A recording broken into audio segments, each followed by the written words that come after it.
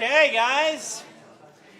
Yes, class is indeed not canceled. I have made it up all the way from the Provo Marriott, from LTUE. And we are going to do science fiction fantasy writing class. Yay! Today is actually a day you can clap for because it is a fun day.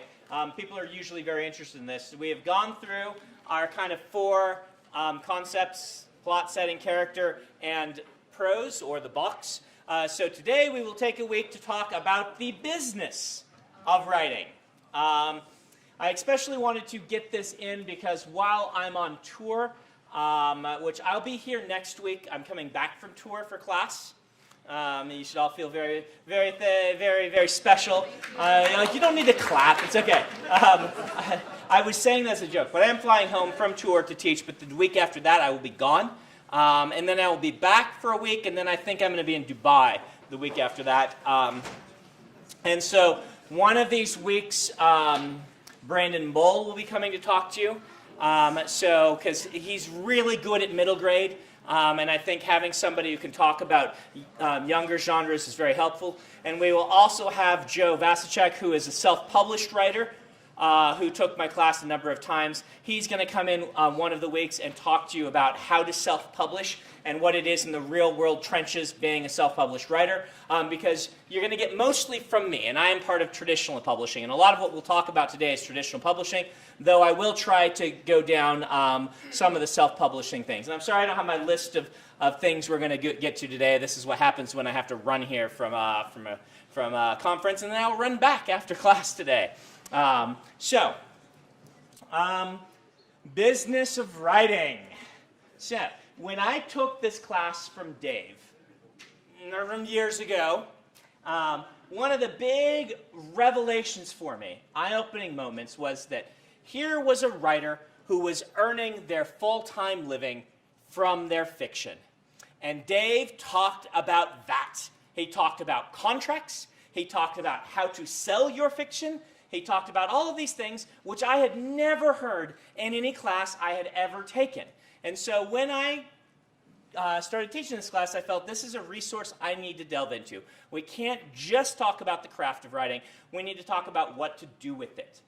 So I may have given you this metaphor at the beginning of class, but if I didn't, the idea is while you're working on your stories, you should just be focused on what is the best artistic decision for this story. What's going to make the best story of the type you're trying to tell. You shouldn't really consider market considerations while you're writing.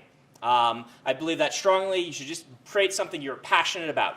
Once you're done, you take that artist who created that piece of work, you will lock them in the closet, you take their manuscript, and you run away giggling and try to find a way to exploit it in any possible manner. Okay? Today we talk about exploiting the fiction.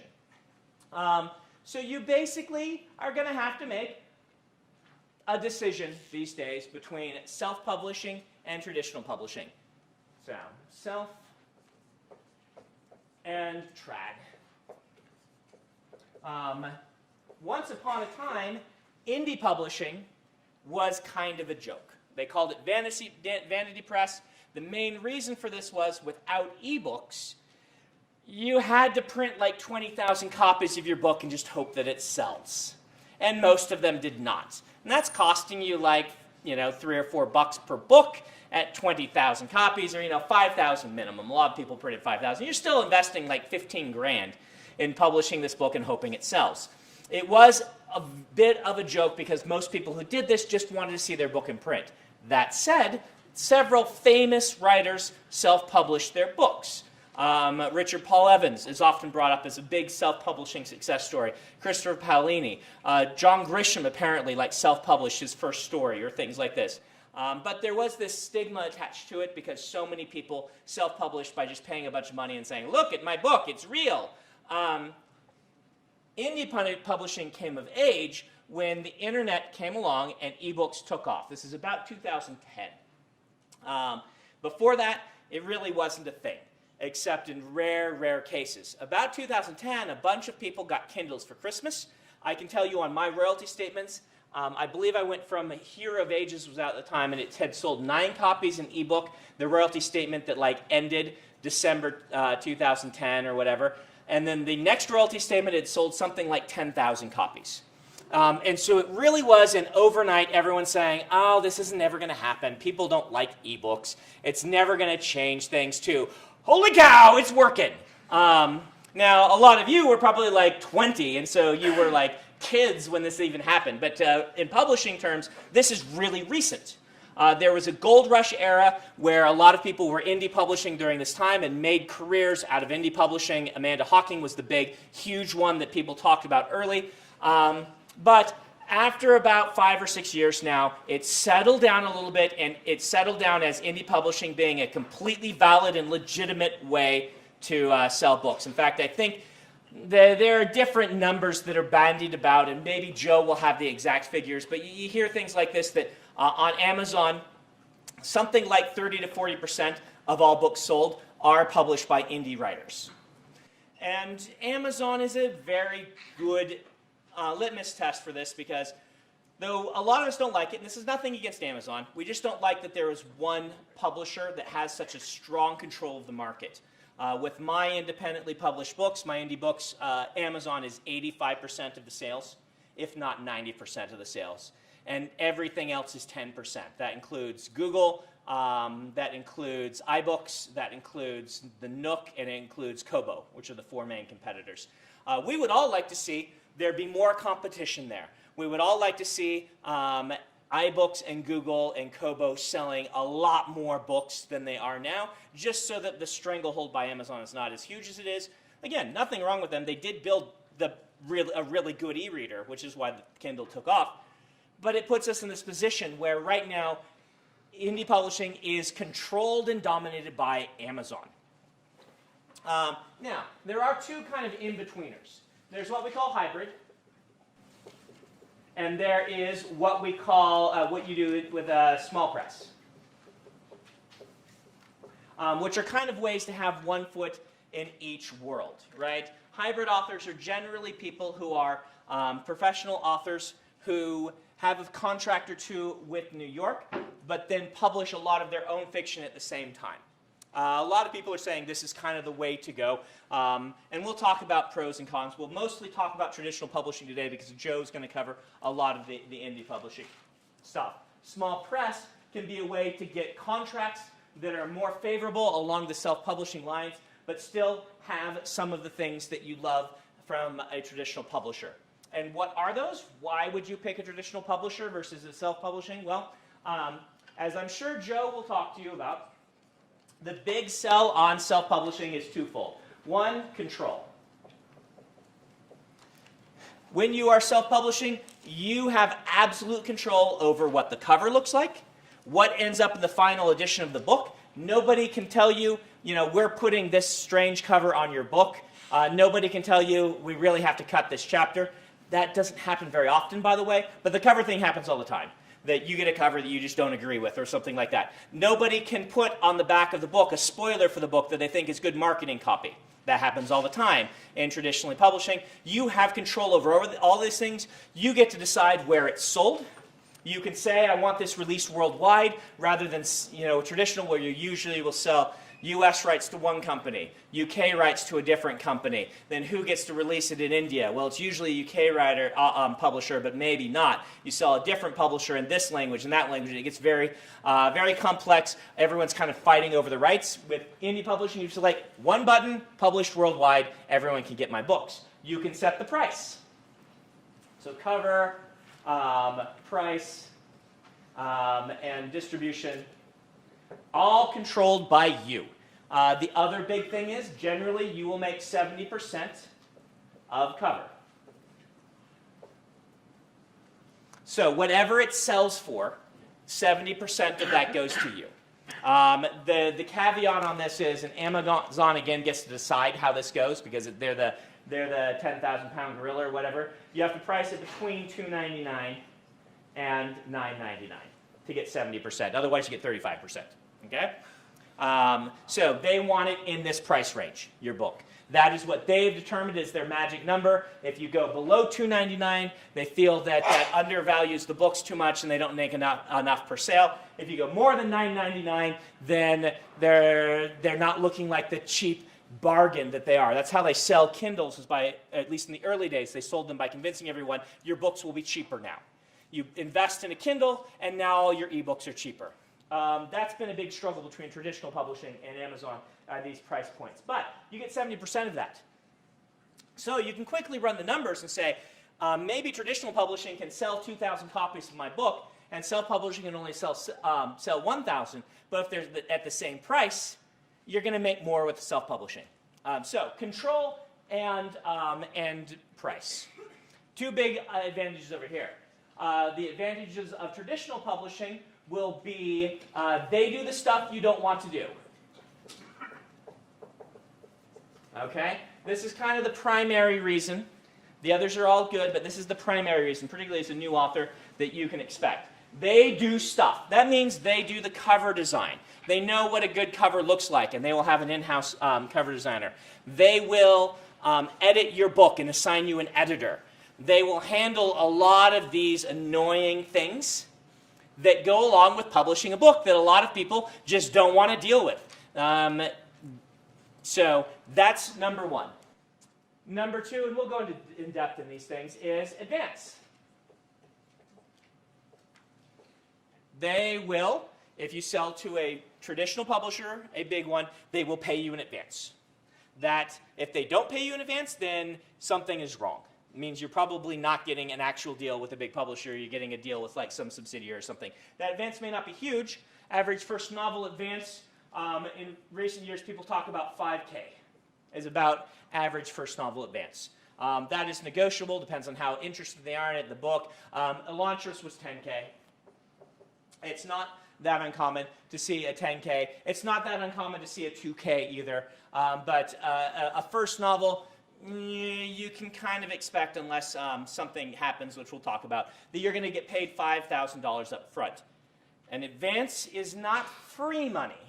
An advance is an advance against royalties. This means that off of every book you sell, instead of 70% of cover, you will get between 6 and 15% of cover. Okay? You'll get between 6 and 15%, and that number will count up toward whatever they paid you in your advance. You will start earning royalties once you have what we call earned out your advance. It's a terminology to learn about the business. So, if a book has earned out, that means the advance they paid earned enough in royalties to get it paid out. It's usually one of the best things that can happen to your book, is that you earn out your advance. There are certain cases where very high-profile authors get bigger advances than they can possibly earn out, and that's okay. But for most writers, if you never earn out your advance, basically they will pay the advance based on their expectation of what they can sell of the book. Up front, you will negotiate. They'll run something called, here's some more terminology for you, a P&L, profit and loss. This is part of the editor's job. You aspiring editors, this will be part of your job if you go to work for a book publishing company, is to run P&Ls. Profit and loss. What the P&L is they go and they look at similar books to yours, released by new authors, and the editor will try to guesstimate about how many copies they can sell. They will then determine the profit based on a theoretical print run, because the higher the print run, the cheaper the book it is to print the books. It's cheaper per book to print 10,000 than it is to print 5,000. It's way cheaper to print 10 million than it is to print 5,000. And so each book sold determines what their kind of a theoretical profit is, and then from that P&L, they will determine, here's how much we can afford to go up to in advance, assuming we sell this many copies. If we instead assume we're going to sell this many copies, we can maybe go up to this amount, and that'll give them kind of their range that they're offering on the book. The thing about P&Ls is they're imaginary, right? You can make a P&L for a book and say, this is going to sell like the Hunger Games did, therefore we can afford to pay a $4 million advance. Or you say, this is going to sell like, this indie book did and sell 1,000 copies. So because it's going to sell 1,000 copies in hardcover, we can afford a P&L advance of $2,000. They're going to look for trying to hit the magic number of giving you as much as the book will earn in the first 1 or 2 years. so that in year 3 or so, you start earning your royalties. It's kind of where they'll go. All of these things are flexible. So that's what an advance is. They will give you between 6.5 and 15. For paperback, it's like 6 to 10. And for hardcover, it's like 10 to 15. Margins are much better on hardcovers. So that's why it's such a wide range. Trade paperbacks are usually 10%. Mass markets are often about 8% of cover. Now, the nice thing about this one is you get this even if it's discounted. So if you go to Amazon and they are selling the book, the hardcover normally is $30 and they're selling it 40% off for whatever, you get the royalty off of the $30, not off of what they're selling it for. Ebooks are different. If you discount your book from $4.99 to $2.99, you make 70% of $2.99. And ebooks are going to be 17.5% of net. As net as defined by what, 17.5% of cover, but with discounts factored in. 25% of net. If you run those numbers, it's 25% of the 70% is what you get. So if the publisher decides to move your ebook down from $4.99 to $2.99, your ebook earnings go down. But if the store decides to discount your hardcover, then you get the money off of what the cover price is, except if they put it on deep discount to be on the bargain bin shelves, and then nobody earns any money off those. Okay? So really what you're giving up right here is this you're getting 70%, this you're getting 17.5%, but you get this print edition. Most ebook self-published books do not sell very many copies at all, if any, in print. And what they do sell are very low margins because they're print on demand, which is very low margin. So you're gaining the print distribution, you're gaining the bookstores, you're giving up the majority of your money, hoping that they will do stuff for your book. Okay? Are there questions about what I've done right here? This is kind of fire hose-ish, huh? So if, like, say Barnes & Noble buys 1,000 copies of your book, but yes, only sells 500, do you give royalties on all 1,000 that they bought for? Okay, good question. Excellent question. So let's talk about returns. As I understand, you guys can look this up and see if I'm wrong, I believe that the return system began back in the Depression. Publishers were printing authors, new authors. It was the Depression. None of the bookstores wanted to take a chance on new authors. They said, just give us the old standbys. And they're like, but we need new revenue from new authors. Otherwise, the publishers are going to go under. So they came up with this system where bookstores can buy a certain number of copies and then return any ones they don't sell for a full refund in credit to the publisher. Okay? So, in your case, Barnes & Noble decides to take 1,000 copies of your book. That's a pretty good number, not fantastic, but pretty good for Barnes & Noble to take. That means that's about 1 copy per Barnes & Noble, which is good for a new author. Really what it means is the ones that sell science fiction will get 2 copies, and the ones that don't sell very much will get 0. But on average, there'll be a copy in every Barnes & Noble, maybe a little under that. So they take 1,000 copies. They end up selling 500. That's not terribly good. You probably want to sell more than that, but they can return your 500 copy, those 500 copies to the publisher. They go in the warehouse to be sent out to other stores who hopefully are selling more copies.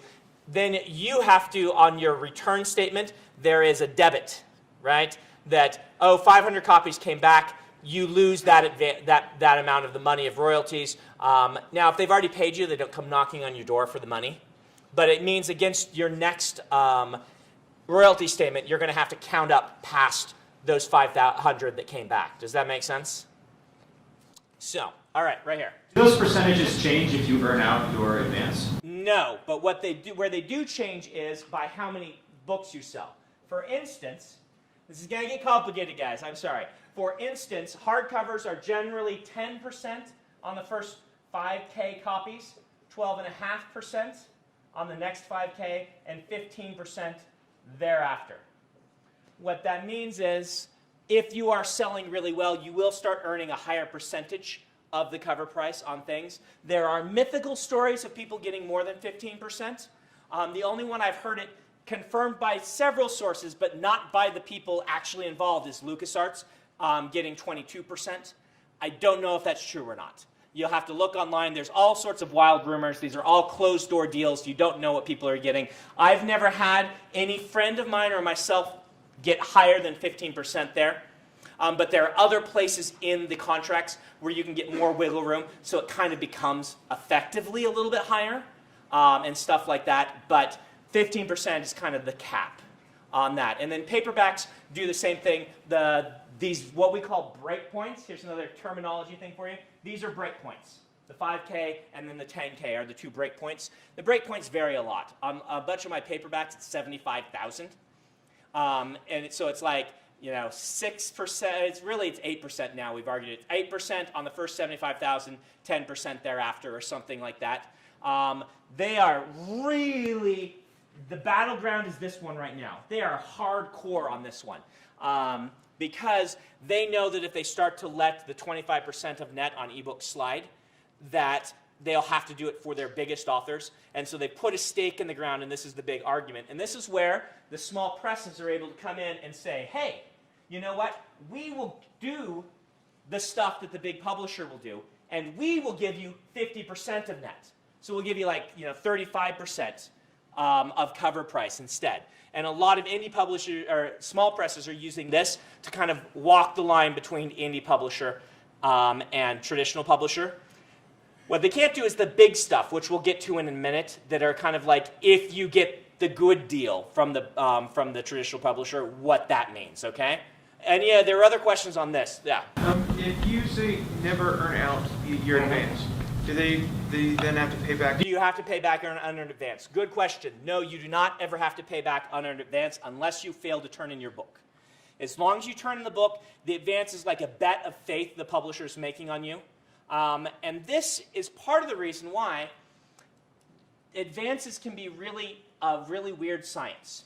For instance, a book that was paid a $50,000 advance and earns the author $100,000 is a wild success, right? That's a huge success. Every publisher in New York would drool over getting that deal. A book that the author was paid $100,000 for, that was paid $150,000, that earns $100,000, is considered a poor success, like a failure of a book. It had a poor showing. The expectations were this, and it didn't sell. Those two books sold the same number. One is a wild success. Now, this person, they're not going to refuse to publish. But internally, it will be considered a failure, and everyone will kind of be like, that book never did as well as everyone thought it would do. We were overpaying this person. And that person's advance, this person who got $50,000 and sold $100,000, their next advance might be $150,000. This person who sold the same number of copies but started with $150,000 advance, they might offer them $75,000. To be like, we got to be really careful with you now, just in case. So part of this is deciding to go traditional once you've got an agent and things, which we'll talk about a little bit later. How much are you going to push for the big deal that we'll talk about in a minute? Because the big deal can carry its own momentum, but it also can put you in a position where you sold a lot of books but are still considered a failure. Generally, what's considered a successful book in traditional publishing, a very successful book is 80% sell-through. Sell-through is a magic number for you guys to learn. Sell-through means that is what they sold of the number that they printed and shipped out to booksellers. Generally, they will print about as many copies as the bookstores will order. They'll print about double that. So if you get all the Barnes & Noble, the Amazons, and all the indie bookstores together, look at what they ordered, and then they will double that number. They will print that number of copies. They'll ship out the orders and hopefully sell through. So if they print 10,000, which will be kind of on the low end, but for a new author, that's about reasonable. It's about what Elantris was. It would be less these days because ebooks are about half the market. But let's say they print 10,000 of your book, and they sell 8,000 of those. Consider it a good success, right? That's a successful book, even if the advance, the advance is rarely going to be higher than that because they'll push it to the retailers. If you get a $100,000 advance and they're only printing 10,000, something horrible has gone wrong already. But let's say that. If they sell 60%, you'll be okay, but that's underperforming, okay? Anything under 60% sell-through is kind of a failure. Everything over 80% is also a failure. Does anyone know economics to tell me why that's a failure? It's a small failure, it's not a big deal, but it is a failure. Does it just mean that the price per book that they had to pay per book was higher than they wanted? Yes, the price per book was higher. They should have printed more. They could have sold more. Economic theory says that if you sell out of something in retail space, it means that you didn't print enough of them, and there was scarcity and there was demand, and it's bad for a market like this where the prices don't fluctuate. Right? It's good for a market like where if you're selling gold, and that drives your prices up. That can't drive these prices up. So what it means is there were people who went to the bookstore to find your book and buy it and couldn't buy it, and you lost sales. That's rarely going to happen, but it's something to be aware of. That's why having your book on the bargain bin is not a bad thing. Most Wheel of Time books, in fact, all Wheel of Time books went to the bargain bin, because if you're printing, like the Wheel of Time book, you're printing 300,000 hardcovers, and you expect to sell 80 of those, and that's a successful sell-through, how many are left? That's 60,000 books. 60,000 books then get sold to Barnes & Noble and these book warehouses for $2 a piece, and as many as you want to buy, by the way, at $2 a piece. Then they're sold for $4 a piece, and you make like 6 cents off of each of those, and the publisher makes like, $1 or less, but it's all waste because it costs them $3 to print them or something like that. It's all just to recoup a little bit from that excess that you had left over. All right, go for it. For a benchmark, about Yeah. how many copies do you have to sell to make it to the bestseller list? Oh, good question. Okay, bestseller list benchmarks. It's really weird nowadays because the ebook bestseller list has kind of thrown everything into a weird jumble. Books sell fewer copies in print, but overall, books are selling more copies than they used to because ebooks made it convenient. Don't believe doomsayers, by the way. From the point that publishing started, everyone in publishing figured that within 5 years, they'd all be out of jobs. And they've been saying that every year since, okay? Everyone in publishing is convinced that it's going to collapse at some point. And if you look at the actual statistics, people are reading more now than they did 10 years ago, okay? So it's good. Now, what's happening is generally it's more people are making a living, but the top is making a little less. It's almost kind of like Bernie Sanders got in charge of publishing a little bit. Topical joke, yeah. What's happening is because ebooks allow people to find books that are of more specialized interest to them, you can publish a very niche book, sell 500 or 1,000 copies to a very select audience, and those people who might have bought just whatever generic bestseller is because they want to have a book to read can instead buy something that's very tailored to their individual needs, which is really good for indie publishing and kind of good for the consumer as a whole. It's been a good thing. But what it means is the top has shrunk just a little bit and the bottom has raised up a little bit. Okay? So, bestseller lists. All right. We will let Joe talk to you more about self-publishing when he comes, and then I will talk about bestseller list. So, when I got on, the first time I got on the bestseller list, it was, I got on place number 31. Back before the ebooks were a big deal. It was Warbreaker. Was Warbreaker? No. Wasn't Warbreaker. I can't remember which ones. I got on like number 31. And I sold 2,300 copies in hardcover that week. That got me on the bottom of the list. I think the list went up to 35 back then. It now only goes up to, I think, 25 because they've added the ebook bestseller list and things like that. The bestseller list at New York Times change forever. Or change all the time. It's really crazy how many lists there are and things like that. But that's about what I got.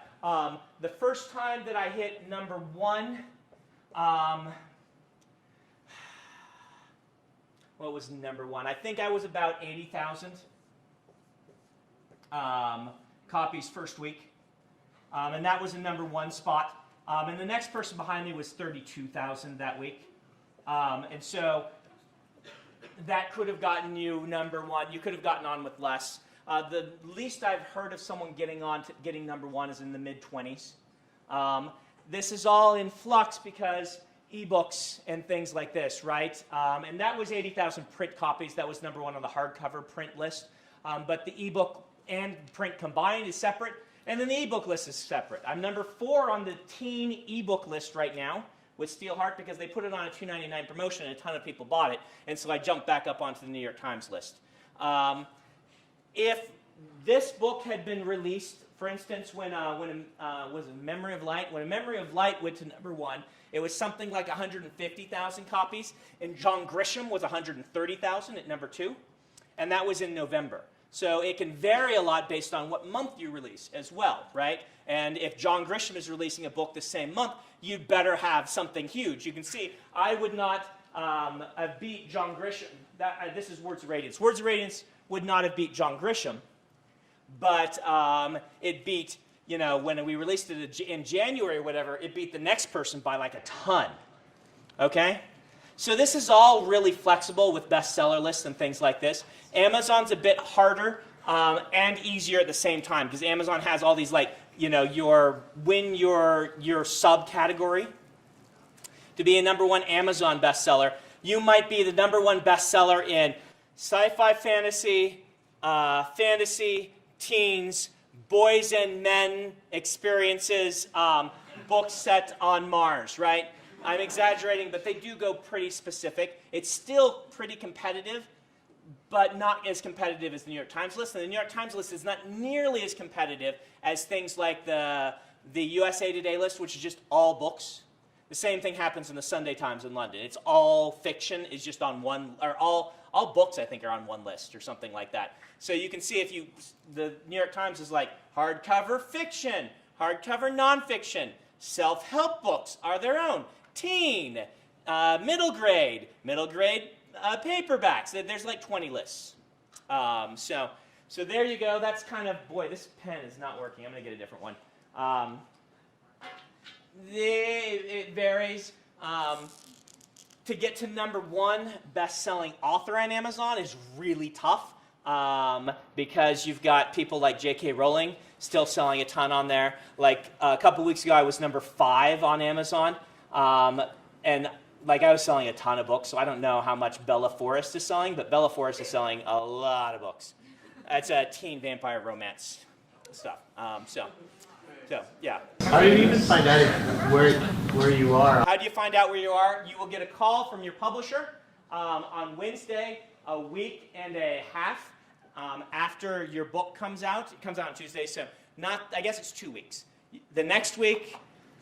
No, you'll know the next week, but it'll come out in print the week after. It's really weird. But your book comes out on Tuesday, not that Wednesday, but the following Wednesday, the New York Times results for that the week before will get released. You'll get a call from your publisher if you made it, and then they'll send you champagne unless you're a Mormon, and then they'll be really confused about what to send you, and so you might get a fruit basket or you might get steaks. I've asked for both. Sometimes they'll send you champagne anyway, because they're like, it's champagne.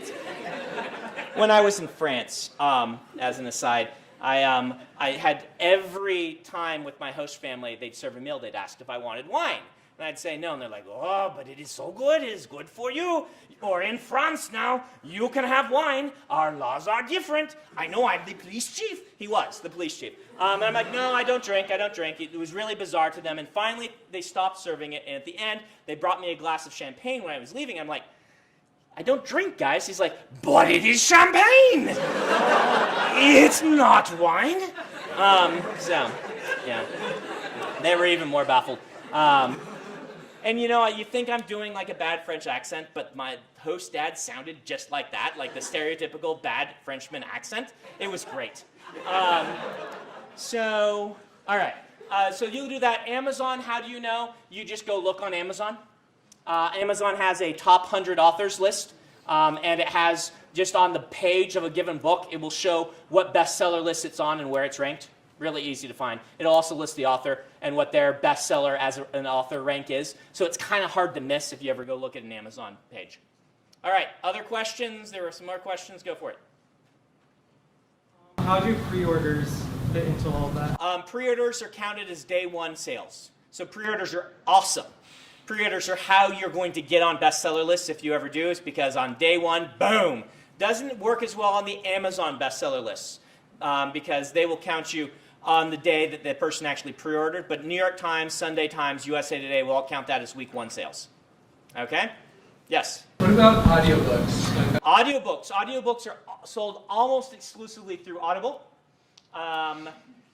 You will have the percentages you get vary pretty widely based on whether you sell the book to Audible directly, because they have a publishing platform that they're a publisher, or if you sell it to your publisher and they sell it to Audible. But everyone's basically selling through Audible. You will get somewhere between 20% and 40%, usually more like 20%, of the credit, of the $10 the person spends on the credit. It's actually generally considered pretty good deal, the audiobook stuff is. You come off pretty well. You may earn a little bit less, but it's a captive audience. And the people who buy the audiobooks, they generally only buy audiobooks, or they buy a lot of audiobooks. And so you want to sell your audiobook rights. Once upon a time, only truckers who could afford to buy an $80 Wheel of Time audiobook and listen to it while they're trucking across the United States could afford these things. Nowadays, a lot of people do audiobooks. It's been a big boom in audiobooks, and the money is very good. The money is not as good as print, but that's because they also have to hire all these people to do these wonderful audiobooks, and a lot of the money is going to them, as deservedly so. So you can expect to earn around $2 an audiobook, and that's good money, considering that they're all selling as discount priced and things like that. If anyone actually ever goes and buys the thing for $50, then you make bank. But yeah, nobody does that, right? Okay, yes? This might be part of the big deal, but where's marketing fit into it? Yeah, that's part of the big deal. We'll go into that now. This is what you can assume that they will do for you. Anything else should not be assumed you're going to get it, but it is within the realm of possibility, okay? So do you all have these percentages if you wanted them and things like that? I can start erasing this. So, the dream and the real reason that people are willing to go traditional instead of self-publishing these days is that the potential high is much higher. In fact, you will notice that a lot of people who do self-publishing eventually end up taking traditional publishing contracts to try to shoot for this and see how it goes. Not everybody. Some people, like, if you can never find him, track down Hugh Howey, who did the Wool series. He managed apparently to get a print-only deal with a major publisher where he kept the ebooks.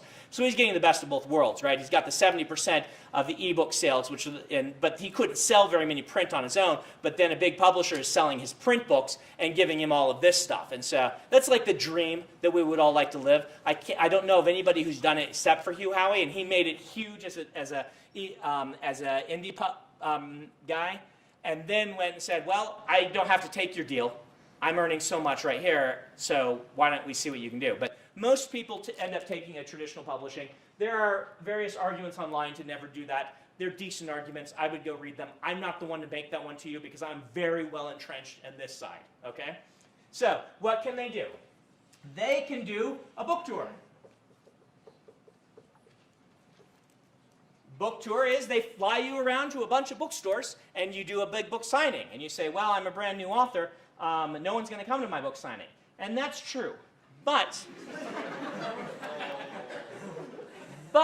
if you have good buzz, a few people will come. And as a brand new author, they might do what they've been doing more recently, which is send 2 or 3 authors together. And then it becomes an event to go see these authors. Plus, if you get to the right bookstores, certain bookstores, like Mysterious Galaxy in San Diego, have a devoted following of people who just come and see whatever their reading is that Friday or whatever. That's their date. And they don't have to know who the author is. They just come, and if you're going to the good bookstores who have a good reputation like that, some people will show up, even though, when you go to the Barnes & Noble on your list, no one goes. You will have some places that people will show up that you'll be able to do your reading for. They'll be interested. They just like books. They like people who write books, and they'll try your book out, and you'll get some sales. More importantly, you will meet store managers, like the people at Mysterious Galaxy. You go and you do a big book signing there, or a small one if you're a new author or whatever, and the staff is like, wow, that book sounds interesting. I'll use my staff discount, buy a copy. I'll read it. I love the book. Suddenly you have somebody hand-selling your book to the next 50 people who come into Mysterious Galaxy saying, hey, I know that you have good taste, like you like books like I like. What have you read lately that you like? This has been the way that a lot of books have become bestsellers, particularly in science fiction and fantasy, which has kind of a narrower audience. It's these people who read a book and then start talking about it. Steve Diamond, we call him Bookstore Guy. He runs the Elitist Book Reviews website. He used to be the manager at the what was it? The bookstore in the mall, the new mall. What was it called? The Borders. It was in the Borders though. It was Walden Books. Walden Books. It was the Walden Books over there before they got consumed by one of the publishers. He read Elantris. He liked Elantris. He personally sold 100 copies of Elantris. And I had a book signing there, like my first few book signings, like, you know, Isaac came. Yeah, Isaac didn't even come. He didn't know me then. Like, Eric, did you? You came? Yeah. I had book signings where it's like 2 or 3 friends. Yeah, that's right, because it was out, but we knew each other by then. Then I went to the signing at Steve's store, and I expected 2 or 3 people. And there were something like 70 people at that signing, and we sold another 90 books. This is the difference that a bookseller loving your book and hand selling it will make. The difference between a week before, I had a signing with 2 people. I went to that one, and there were 70 people. Okay? So, meeting the bookstore staff can be very useful. The issue is that ebooks are now 50% of the market, so the effect they can have is decreased, but I still think they're really, really useful people to have in your trenches selling your books. Okay? You also sign copies and leave them on the shelf. Signing copies and leaving them on the shelf, that little sticker. I remember one of those early signings where only my friends came and nobody, you know, I wasn't selling any copies. It was at the Borders that used to exist down at the shops at Riverwoods, selling no copies, just miserable. Well, not that miserable, nothing. My friends show up and then one of them says, there's a signed Neil Gaiman book right there. Were you there at that one?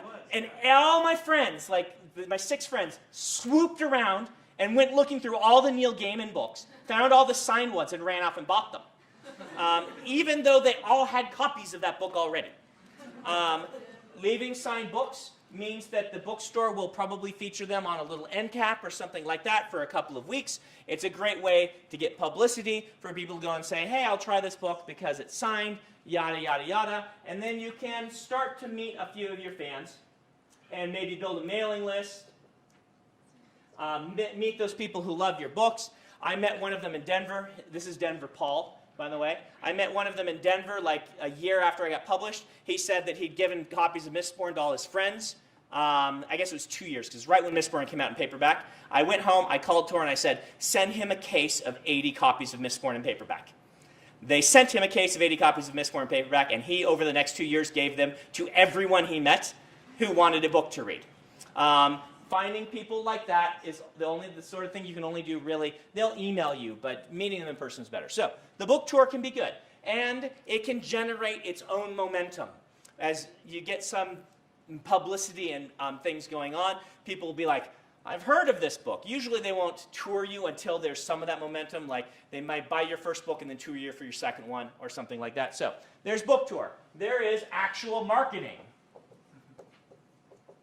So are these all things you can expect them to do? No.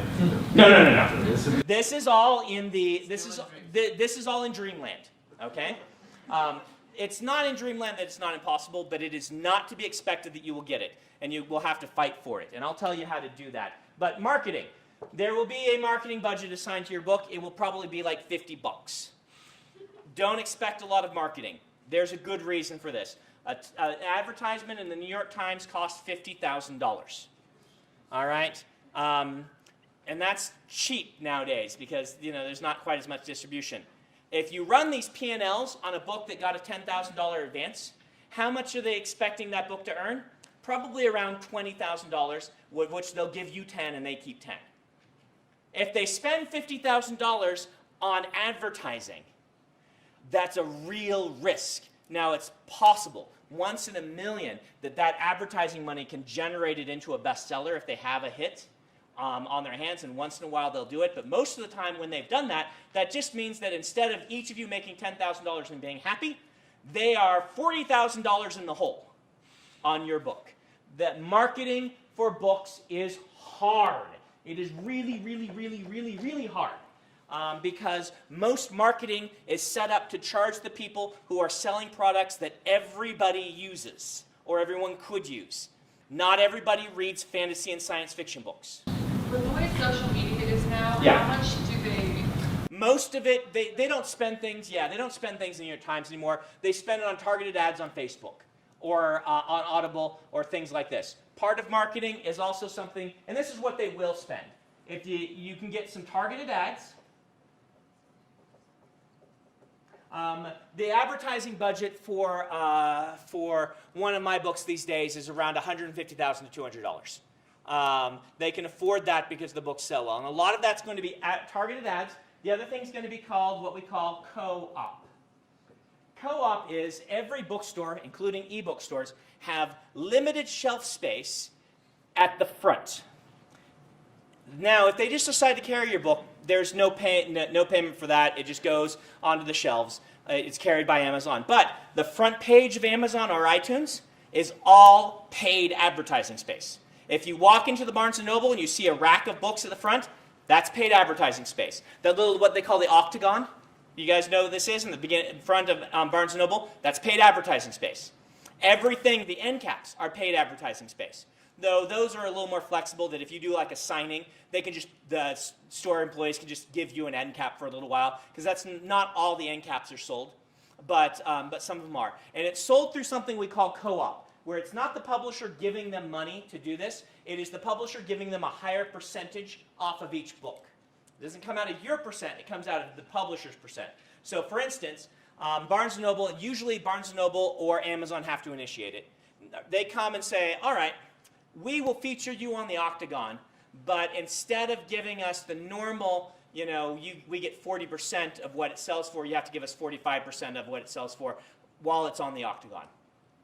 That's co-op money. That's considered marketing money. Amazon might come and say, okay, we will feature your book in this Kindle newsletter thing, but you need to give us a higher percentage for that amount of time. I don't know what the numbers are there. None of these numbers are exact numbers. This is proprietary information that Amazon and Barnes & Noble use that I don't know the exact numbers. But that's, they'll either say you have to discount it for us to do this, or they'll say you have to co-op it. The trick is not everything that you're getting as a Kindle email or something is co-opted. Some of it they just decide, hey, this person's buying a lot of these, we'll send them an email to try and sell them some more. But in general, this is how you get featured on the front of something. With things like iBooks, they've come to us and said, we will give you this space, but we want an interview with Brandon, or this sort of thing. Or we want you to let us do this or such and such, or things like that. This is all kind of comes in under the marketing budget. The other thing that comes under marketing is bookmarks, giveaways, all of that kind of stuff. Sorry, I might go off camera for a second. I can't remember if you guys can get over here or not. But I brought some of this for what we're doing for the new Reckoner's book, coming out on Tuesday. So I'm going to, thank you. I'm going to pass a few of these around. Don't eat them. So these are our, I'll send some, just send them up like that. These are postcards that were paid for by the marketing budget, right? And what they are is you can see they're lenticular. They change from, this nice pastoral scene of Chicago to, holy cow, Chicago's been destroyed. Bookmarks, giveaways, all this stuff comes under your marketing budget. And if you're a new author, you can usually pitch them on one of these things. They might give you co-op. They might give you any of these things. These are all in the negotiations that you can get. And you can go to them and say, I'd really like to do this kind of bookmark. Could you print maybe 500 of them for me? Do you do marketing through Goodreads, the website? Yeah, Goodreads is another place for targeted ads, and they do those. Now, this is all separate from from publicity. This is it. Again, fire hose. I'm sorry, guys. Publicity is different from marketing. You will have a different person who's your publicist to your marketing person. Generally, if it costs money, it is marketing money. If it doesn't cost money, it's publicity. So your publicist's job will be to publicity. Interviews. Social media Q&As. And the publicist is usually the one who arranges the book tour, even though it costs money. So the publicity is in charge of, you want to be on Oprah? Well, too bad because she doesn't do a show anymore. But you want to be on Stephen Colbert. Your publicist pitches that to the Colbert show, right? By the way, I was on the Colbert Report. My face was. So he was really mad about Zeppelins. And he held up the USA Today that had an article about me and screamed about the Zeppelins. And you can actually see my face if you freeze frame. Right down there. I've got a screenshot. I know, contain yourselves on how famous I am. But my face was on the Colbert Report. So getting on that's all, pitches. One of the best places you can be, by the way, is NPR. NPR, people who read listen to NPR. And it's one of the best things you can do. If you can ever get on national NPR, that's like a trump card, very hard to get on. But even a local affiliate NPR is going to be way better than anything else you do. Like my publicists have gotten me on morning zoo programs before. Those don't work real well. Nobody listens to the Wacky Morning Zoo to hear the fantasy novelists, but they do to listen to NPR to find out what kind of books they would want to get. So interviews and things like that. And if you want to do a book tour, I mentioned strategies for making this happen. You are free to pitch anything you want to your publicist. Whether you get it or not will depend on kind of how corporate the publisher is and what their feel is. Tor, my publisher, is not very corporate, my publisher of my adult books. They let people get away with all kinds of stuff. My first book, they didn't do a book tour. Rarely with your first book is it going to. But for the next one, I called them and said, hey, can I have a book tour? And they're like, sure, you live out in the West, right? All right, we'll get you some signings. And then they called back and said, great news, we got you a signing in Fresno. And it's on this weekend. And then there's another signing the next week in San Francisco. We don't have a budget to fly you, but you can drive that, right? So I drove to Fresno for like a 12-hour drive, did a signing and drove home because I couldn't afford a hotel room. And then the next weekend, drove through Fresno, really right past it, to San Francisco, did a signing, and then drove home. The year after that, I called them and said, what if I went on a book tour with David Farland, who is a friend of mine and who is another tour author? Could we tour together to draw more people? What kind of budget would you be able to give us? And they're like, there's not any money in your publicity budget, Brandon. Like, we could give you like $1,000. Hint, to their minds, that's nothing, right? Rule of thumb is that touring an author costs $2,000 a day. Touring me costs $2,000. Well, touring me costs more than that. But that's because they have to fly me first class.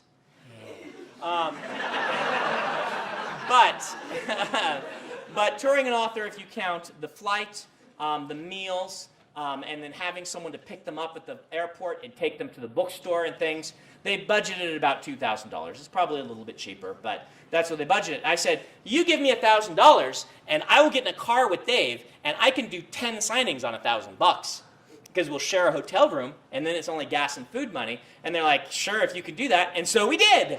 And they were really excited. And they said, we want you to do this next year. So for 3 years in a row, I toured with Dave with a $1,000 budget for each of us to tour up the coast. And you're well positioned here in Utah because you can drive. What we did is we drove to Las Vegas, did a signing, drove to San Diego, did a signing in LA, did a signing in San Francisco, did a signing in Portland, Seattle, Boise, Idaho Falls, because my family's from there, down back to Utah. Whatever number of cities that is, that's what we did, is our little loop. And we did it for $1,000 back in 2006 or 7. The publicists are willing to listen to ideas that you will present to them. You can pitch them on things if you've got a good plan and whatnot. All right? And even if even if they didn't, like that $1,000 would have been an investment that would have been great for me to do. One thing that I asked them to do is give me a box of books. This was the second year I did it, after I figured out what I was doing. Grabbed the handy GPS, which were brand new back then. Eric James Stone loaned it to me. He's like a technophile, and he has the new technology. This was really cool, and I typed in the GPS the coordinates of all the bookstores, which there were like 20 of them in San Diego back then. There's like 6 now, but there were 20 of them back then, and I went to every bookstore the day before my signing. I asked them to meet their science fiction reader on staff if they have one. I talked to this person and said, hey, if I give you a free book, will you read it? They always said yes. I handed them a free book. I signed the one copy of Elantris that was on the shelf, got an autographed copy sticker on it from the front that they have, left it there, and left a book in the hands of a reader that I hoped would start hand-selling my books. That's what really made the book tour work for me, was I did that in every city. And it was exhausting to go to 20 stores in every city and hand them a book, but the publisher gave me the paperbacks for free because they knew I was doing this. So there are ways to kind of get outside the box. Now, Dan says that in teen, his big thing these days are blog tours. Blog tours don't cost you money for gas and things, they cost you time. The blog tours, he says, are really effective because there's a lot of really good YA bloggers that a lot of people follow and are interested in reading and things like this. It's a cheaper way to do publicity. Hey, you write up a good sort of essay that will be interesting to that blog's audience. You should read the blog. Not just do a piece on how cool your book is, but a piece on something that is cool that might be related to your book that they would enjoy reading. And then at the bottom, you get to give a little advertisement for your book. Sometimes it is about your book, but it's about some interesting aspect of it. So there are ways to do this that don't involve driving all around. The ebook revolution has changed things a lot and allowed you to do this. But theoretically, you know, the pie in the sky is you'll start getting this sort of stuff. The way that you get it as a new author is by something we call a bidding war. Bidding war sounds fancy, and it is. Bidding war is when an agent, and we'll talk about agents when we do another one because we won't have time today. Bidding war is when your agent submits your book to 10 or 15 publishers, and several of them get back and say, we love this, we want to buy it.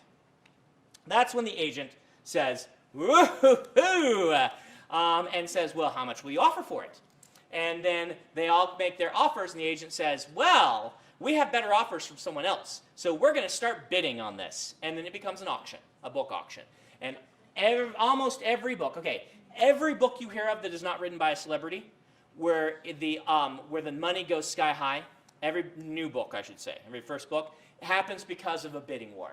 Once in a while, there's something we call a preempt, where someone says, we know there's going to be a bidding war for this, we just can feel it, everyone's going to love this book, and they come in with something awesome and say, we want to preempt, we'll give you $400,000 for this. And most agents will be like, okay. Because even for a popular book, a bidding war is kind of hard. We got a bidding war on Steelheart, but it wasn't a true bidding war. It was what kind of we call more like a silent auction, where we didn't tell them what the other ones were bidding, and we just said, we need your final offer by this date. By the way, you are behind. That sort of thing. And then they all came in with their offers, and they all offered about the same amount, which told us we got a good price for the book, right? Joshua doesn't like to bid people sky high. He's kind of in this very conservative, we don't want to get more. We want to get as much as is reasonable for the book, but we don't want to get more for the book and have this kind of flop thing. But they all kind of offered within the same range of one another. But a true bidding war is this sort of thing, where one says, we'll give you $400,000, and they say, well, someone else already offered us $5,000. Will you give us $6,000? And then it can go up, and then you hear about this brand new author gets, $2.3 million or whatever. That's what happens from a bidding war, and agents are trained to do this. It's virtually impossible to do on your own. You kind of need an agent to do it. Then they say they've paid that much money, which that sky high is probably not going to happen, but it's not that rare that a new author gets like $100,000 for a book after a bidding war, right? So say you got $100,000 advance for your book. Now the publisher's looking at their P&L and saying, wow, $100,000, we paid $100,000 to this author. We need to sell this many copies to make that worth it. Marketing, you now have, $150,000, probably not for $100,000, but you have $50,000 to spend. Publicity, You have, 20 grand to do a 10-city book tour. Everybody, make sure you go out big with this and get the best cover quotes that you can from the biggest authors. Let's do everything we can because we've paid this much money, we have this much faith in the book, let's push it. And when traditional publishing wants to push a book, that is when magical cloud cuckoo land starts to happen, and everyone sings, sings everything is awesome, and, boom, big book, okay? That's the possibility you can have with traditional publishing. It's probably not going to happen. If you have a very successful career, it'll probably happen something like mine. You will sell your first book for a little bit more than average. You get a good agent. Let's hope this happens. You get a good agent. They argue well for you. The publisher is convinced and has faith in the book. Launchers, they printed 10,000 copies. They sold 8,500 of those copies, 85% sell-through. The only time they tried to kill my career was with the Mistborn paperback, the original, if you ever have the one with the Grim Reaper. Otherwise, they didn't try very hard to kill my career. I'm joking. They never wanted to kill my career, but that one was a dark moment. But, the books steadily sold better. Each one, other than Mistborn 1, which had a little decrease from Elantris, not uncommon, by the way, that you will have a boost from being a first-time author, a little more publicity, few more magazines want to cover, hey, this new author with their story, they'll cover you a little less for your second book. Hopefully then you get a fan base, and since then every book is sold a little bit better or a lot better than the one before, to the point that, a bidding war for a Sanderson book is, wow, Sanderson books sell really well, let's offer a lot of money on this, we really like the book, as opposed to first-time author getting this sky-high thing. Hopefully one of the two will happen to you, but I would rather be in my position because I know a lot of people who have had that big first book and then not gone anywhere. Your job is to convince them that you can sell a lot of different books over and over again. So we have 3 minutes left, I think. What else do you guys want to know about this? Right. I've heard Dave Farland talk about how, this was back in 2013, so I don't know if he's changed his opinion, but he was like, retain the rights to your ebooks, sell them yourself, and... Yeah, Dave was saying, if you didn't hear, retain the rights to your ebooks, sell them yourself. Good luck. If you can do it, great. I haven't been able to do it. So, I did it with my small press books. The Emperor's Soul, I retained all ebook rights. And then they printed the Tachyon, really good small press out of San Francisco. Treated that book really well. Won us a Hugo Award through their kind of push of it with the award people and things like that. Got nominated for World Fantasy and has sold a bunch of copies in print that I could never have sold. But I retained the ebook rights, and it sold like 10 times as many in ebook, because finding a little novella like that can be hard. Do you ever have a bidding war halfway through a series? Like halfway through Mistborn? Yes, as long as your initial contract runs out, this happens all the time. For instance, I signed for 4 Stormlight books. The series is 10 books long. I like Tor. It's unlikely that when book 5 rolls around, I will say, see you guys, we're going on a bidding war for this. But if they were not giving me what I felt they should be doing, then you can take it for a bidding war. All right? Other question? Yeah, I have a question about reversion of rights. Yeah. So reversion of rights is a big deal, and we'll end on this one. And then you can save other questions, write them down, save them, and I'll try to address them the next time we talk about publishing. Reversion of rights. So standard in publishing in America and the UK, which is not good, and the Writers Guild thinks it should change, is for life of copyright. Meaning when you sign a contract, they have life of copyright of that book, the right to print books and sell it. There will usually be what's called a reversion clause, where if they sell fewer than this number of copies in a pay period, you can request the rights back and sell them to somebody else.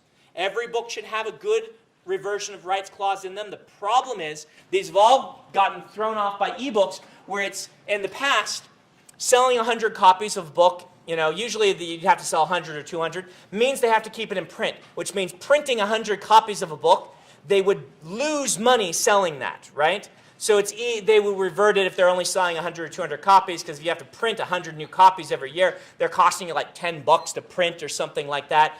It's not worth it, they revert it. Ebooks don't cost them anything. They can sell 100 copies of an ebook without having to go warehouse books and things. And so reversion of rights is a big sticking point right now, and it's something you should research if you get a contract and talk about. However, we're out of time. I'll try to talk about that more next time. Thank you guys very much. Go to LTUE and turn in your slips to Donald Mustard.